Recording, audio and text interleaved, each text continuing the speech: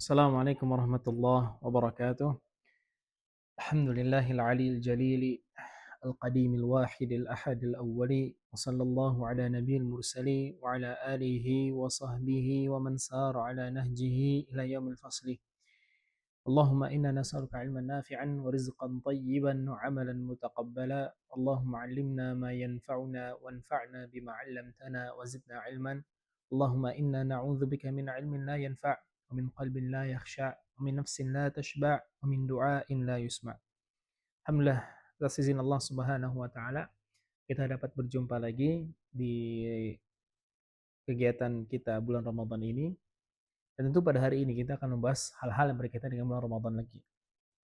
Di mana pembahasan kita pada kali ini adalah terkait tentang bagaimana kita menjadikan Ramadan ini momen untuk evaluasi diri.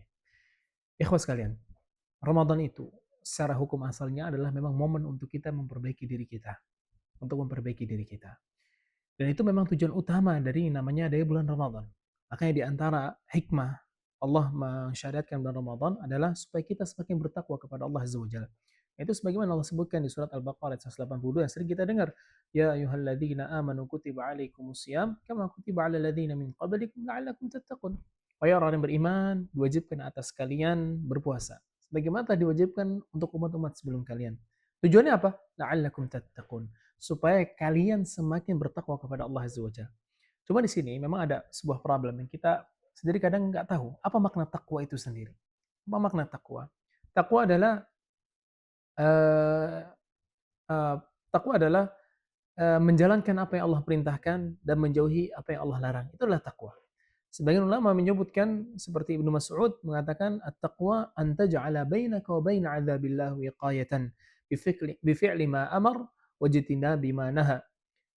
Takwa adalah engkau menjadikan antara engkau dengan azab Allah itu pembatas.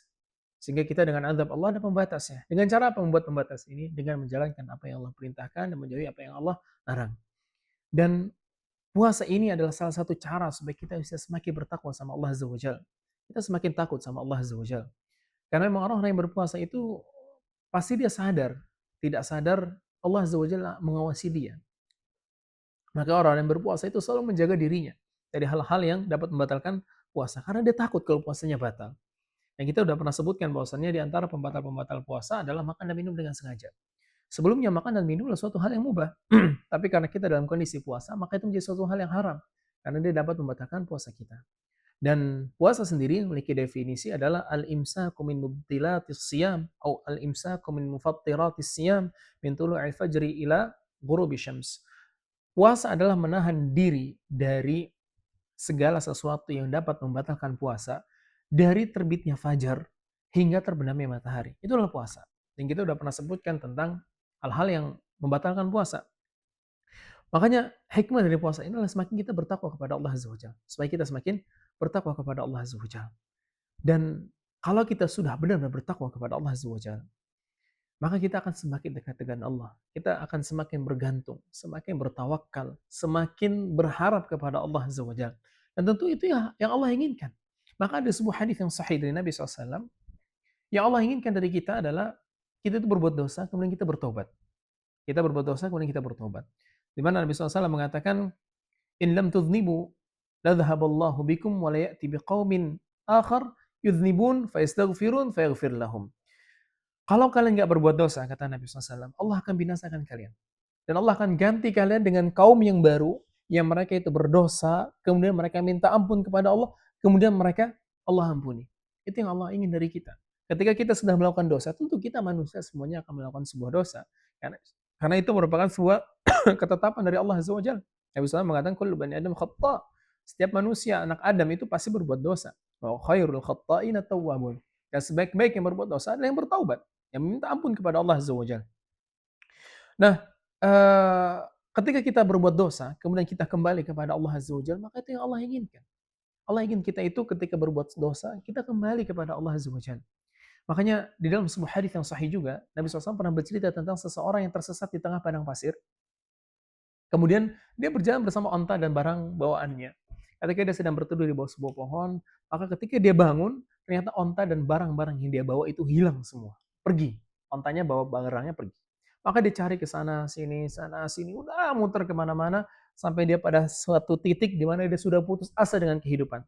Yang kita tahu yang namanya padang pasir itu kan bikin kita bingung kemana arah timur, mana arah barat, mana arah utara, dan sebagainya. Kemungkinan besar kita nyasar di tengah-tengah situ dan mati di situ selesai. Maka orang ini sudah sampai pada titik dia putus asa. Akhirnya Allah Azza wa Jalla kembalikan unta itu beserta barang-barang yang dia bawa. Kemudian ketika unta itu di hadapan dia, maka dia saking senangnya dengan kondisi yang dia dapati, untanya balik dan barang-barangnya balik, maka dia mengatakan, Allahumma innaka abdi wa ana rabbuk. Ya Allah, engkau adalah hambaku dan aku adalah Rabbmu. Subhanallah. Ini sampai kebalik mengucapinnya. Ini sebuah ucapan yang jauh lebih kafir daripada ucapannya Fir'aun. Fir'aun itu cuma mengatakan, ana rabbukumul a'la. Aku adalah Rabb kalian yang paling tinggi. Tapi Fir'aun nggak berani mengucapkan Allah adalah hamba aku. Tapi dia karena terlalu bahagia, akhirnya dia salah mengucapkan di balik Allah engkau adalah hambaku, aku adalah Tuhanmu. Tapi kata Nabi SAW, wallahu afrahu bi taubati abdihi min hadzal rajul atau kama qala sallallahu. Kata Nabi SAW, Allah itu jauh lebih senang dengan taubat hambanya daripada orang ini. Emang kita belum di kondisi dia ya, di mana kita sulit, kemudian Allah Azza wa Jalla berikan jalan keluar. Kalau kita pada posisi itu, kita itu bakal sangat-sangat bahagia, sangat-sangat bahagia. Bahkan saking bahagianya kita tahu bahwasanya Allah Azza wa Jalla itu selalu menyertai kita. Demikian juga orang ini. Akhirnya dia berbuat salah. Tapi Allah Azza wa Jalla ketika mendapati hamba-hambanya yang berbuat dosa bertaubat kepadanya, itu yang Allah pengen. Itu yang Allah pengen. Makanya eh, jadikan Ramadan ini itu adalah momen kita memang evaluasi diri kita, introspeksi diri, atau bahasa yang itu adalah muhasabah. Maka Umar radhiyallahu anhu mengatakan, ayuhan nas, hasibu anfusakum qabla an tuhasabu. Fa innal yawma amalun bila hisab wa ghadan hisabun bila amal. Wahai manusia, hisablah diri kalian sekarang. Introspeksi, evaluasi diri kalian. Karena pada hari ini ada momen untuk kita beramal, sedangkan besok cuma ada hisab. Dan besok adalah hisab, tapi tidak ada kesempatan untuk beramal.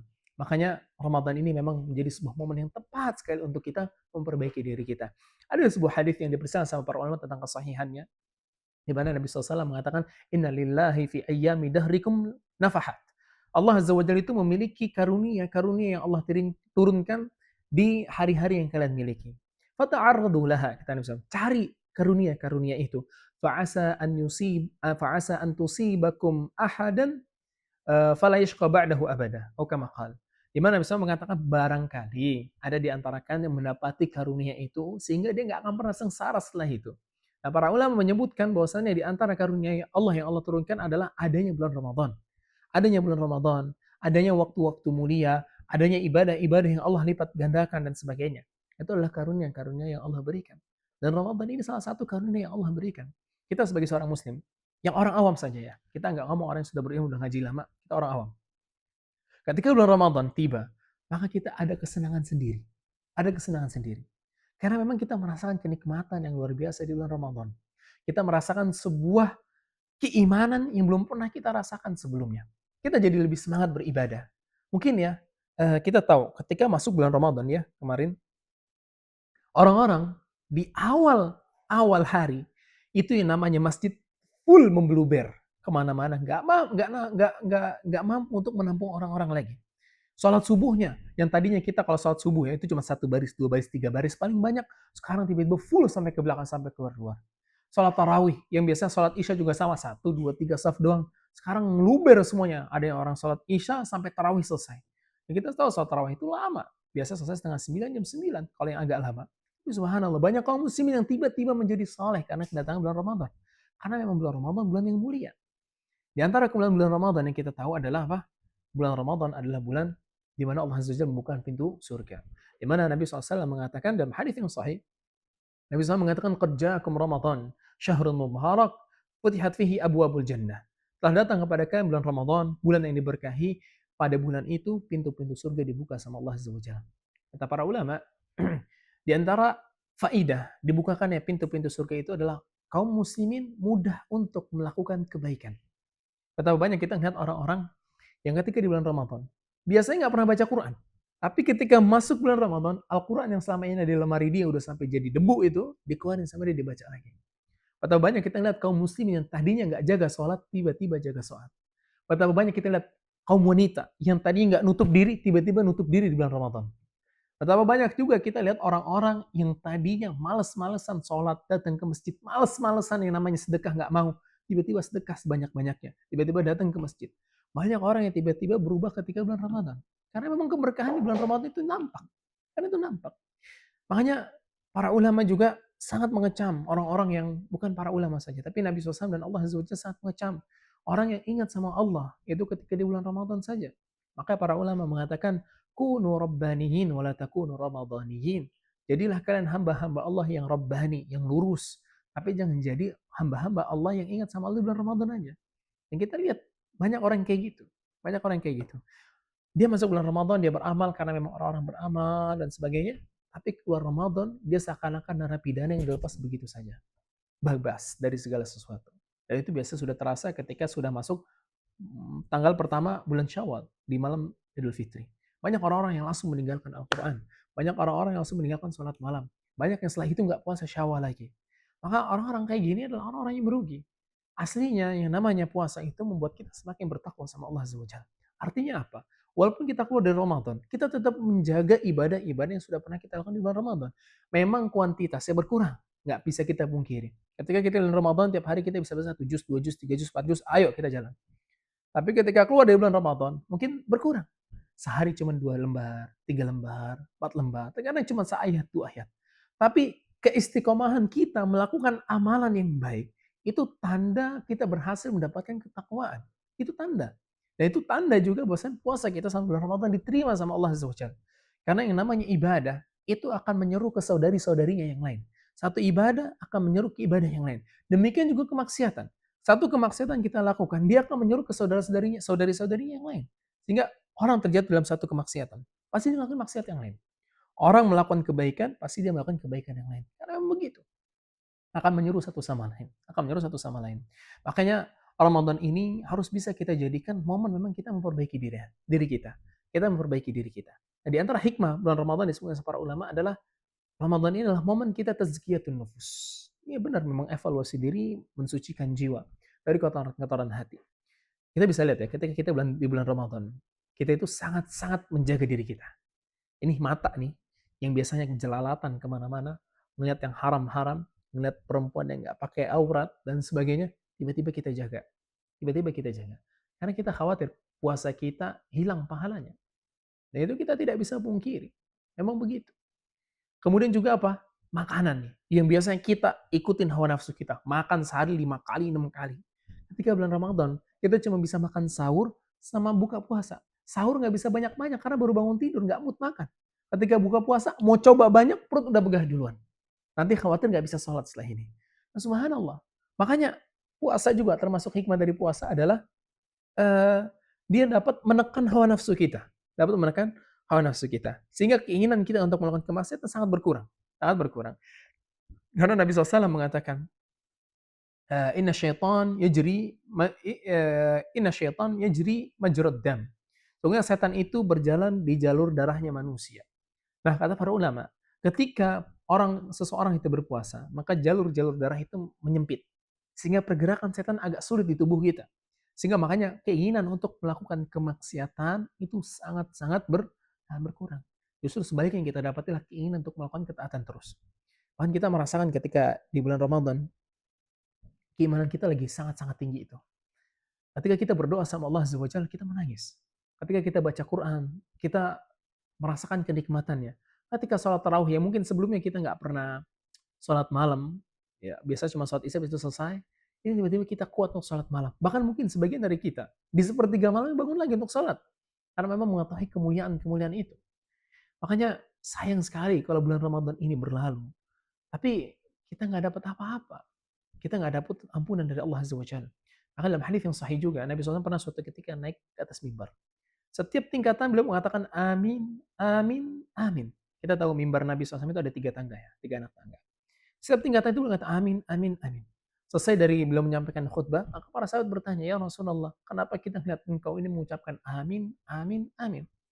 Karena kata Nabi SAW, atani Jibril. Tadi Jibril datang kepadaku. Kemudian dia mengatakan, Muhammad, ucapkan amin atas doa yang akan aku panjatkan. Di antara doa yang disampaikan sama malaikat Jibril kepada Allah Azza wa Jalla dan diaminkan Nabi SAW adalah man adraka Ramadan fansalakha minhu falam yughfar lahu. Ada orang, Malaikat Jibril mendoakan kebinasaan buat orang yang mendapati bulan Ramadan. Sampai Ramadan habis, lewat, ternyata dia nggak dapat ampunan dari Allah Azza wa Jalla. Subhanallah. Anda perhatikan. Yang berdoa siapa? Malaikat Jibril alaihissalam. Yang mengaminkan siapa? Nabi Shallallahu alaihi wasallam. Apa nggak ngeri kita ngedenger hadis kayak gini? Ramadan sudah ada di depan mata. Ternyata kita keluar dari Ramadan nggak dapat ampunan dari Allah Azza wa Jalla. Aneh, aneh sekali. Kalau sampai ada orang yang seperti ini, sangat-sangat aneh. Berarti selama ini puasa dia 30 hari nggak ada yang diterima sama Allah Azza wa Jalla. Nggak ada yang diterima. Mungkin dia melakukan hal-hal yang menghilangkan pahala. Jadi bedakan ya ikhwah antara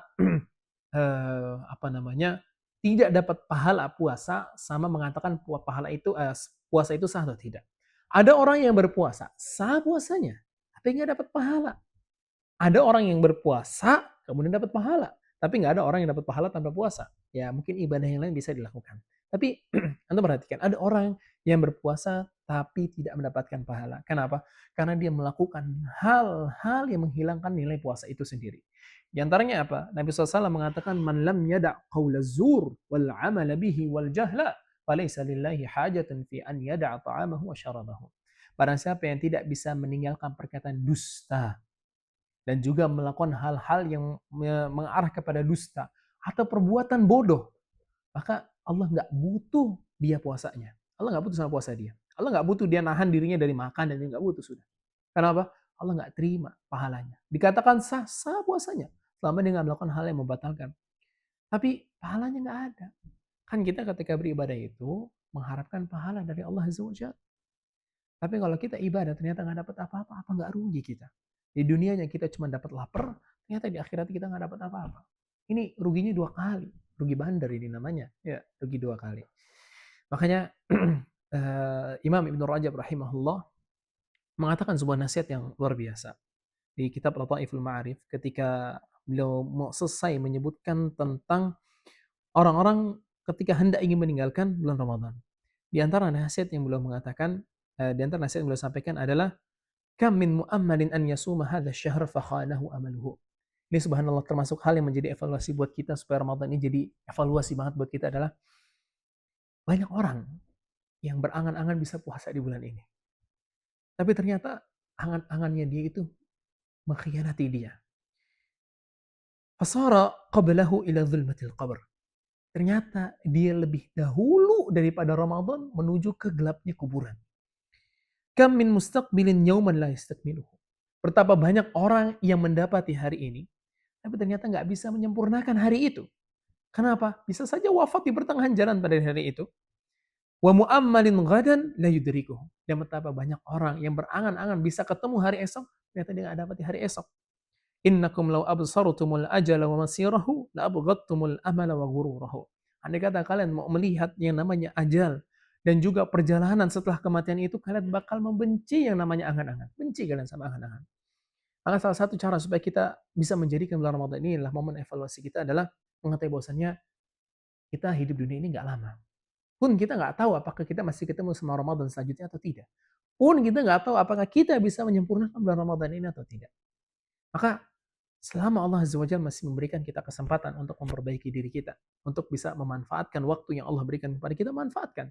Jangan disia-siakan. Karena belum tentu ada waktu kedua kalinya. Betapa banyak kita lihat orang-orang di sekitar kita, dari keluarga kita, teman kita, karib kerabat kita, yang mungkin kita sudah janji-janjian sama dia di bulan Syawal, di bulan Rajab, nanti bulan Ramadan kita buka puasa yuk, berbareng di sini, di situ. Nanti Idul Fitri kita pakai baju kayak gini yuk. Sudah janjian semua. Ternyata janji-janji itu hanya sebatas janji yang tidak akan pernah terlaksanakan lagi. Sebuah angan-angan yang tidak pernah tercapai. Karena ternyata ajal dia datang lebih dahulu. Dan kewajiban kita sebagai seorang muslim adalah kita beribadah kepada Allah Azza wa Jalla sampai ajal itu datang kepada kita. Dan adanya momen bulan Ramadan adalah momen yang pas untuk memperbaiki diri kita. Kita harus perbaiki diri kita. Minta ampun kepada Allah Azza wa Jalla supaya kita dipertemukan dengan bulan Ramadan yang lain. Sebagian ulama seperti Al-Mu'alla bin Al-Fadl mengatakan, dahulu para salaf, rahimahumullah, itu meminta kepada Allah Azza wa Jalla 6 bulan lamanya sebelum Ramadan, agar mereka bisa disampaikan ke bulan Ramadan. Dan 6 bulan setelah Ramadan berlalu, mereka berdoa kepada Allah Azza wa Jalla supaya diterima puasa mereka selama bulan Ramadan. Dan juga Yahya bin Katsir mengatakan di antara doa yang disampaikan oleh para ulama salaf adalah Allahumma sallimni ila Ramadan wa sallimni Ramadan wa tasallamhum ini mutaqabbala. Ya Allah, sampaikan aku ke bulan Ramadan dan sampaikan bulan Ramadan kepada aku dan jadikan aku ketika keluar di bulan Ramadan amalan-amalan aku diterima. Nah, itu yang harus kita perbanyak doa kepada Allah Azza wa Jalla. Semoga Allah Azza wa Jalla terima amal ibadah kita yang kita lakukan selama bulan Ramadan. Dan semoga Allah Azza wa Jalla menjadikan kita hamba-hambanya yang Rabbani, bukan hamba-hambanya yang Ramadhani.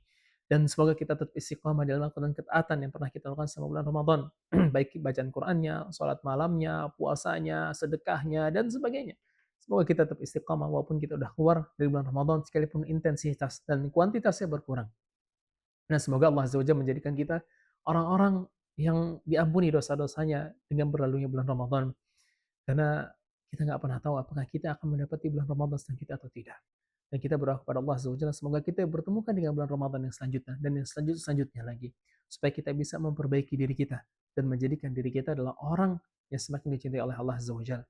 Demikian yang bisa Anda sampaikan, semoga sedikit yang bermanfaat. Wassallallahu ala nabiyina Muhammadin wa ala alihi wa sahbihi wasallam. Wa akhiru da'wana alhamdulillahi rabbil alamin.